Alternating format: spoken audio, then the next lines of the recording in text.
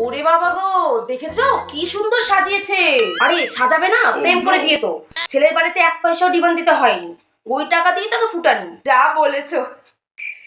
ও কি কাণ্ড, ওদিকে একবার দেখো, পুটির মায়ের কাণ্ড দেখো। দুই মেয়ের বিয়ে দিয়েছে, এখনো মনের রং কমেনি। কাণ্ডখানা দেখেছো?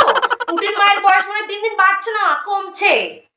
যত সব রঙ্গ, কত রঙ্গ যে আর দেখতে হবে। চলো তো চলো, বিয়ের ওদিকে যাই। আরে দাঁড়াও দাঁড়াও, ওইদিকে গিয়ে কোনো লাভ নেই।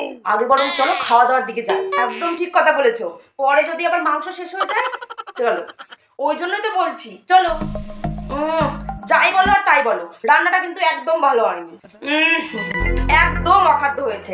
মাংসতে তো লবণই হয়নি, ডালে এত লবণ দিয়েছে কি যে বলবো। আমার ছেলের বিয়েতে মাংসের ঝোলটা যা টেস্ট হয়েছিল না, সবাই তো চেয়ে চেয়ে খেয়েছে। চলো এবার গিয়ে দেখে আসি মেয়ে কতগুলো গয়না পড়েছে। এই ওইদিকে একবার দেখো, পোল্ট্রির মায়ের কাণ্ড দেখো। বাবা, ছেলে দেখলে কুচকুচানি শুরু হয়ে যায়। ছেলে দেখে কুচকুচ করবে না, ওর বর তো পালিয়েছে। এই এসব কি বলছো?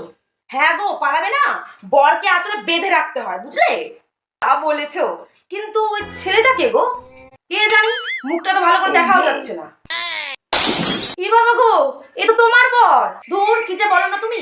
আমার বর অফিসের কাছে বাইরে গেছে, ও এখানে কি করে আসবে? আরে ভালো করে দেখো, ওটা তোমারই বর। ঠিকই বলেছো গো, এবার আমার কপালটা পূর্ণ তাহলে।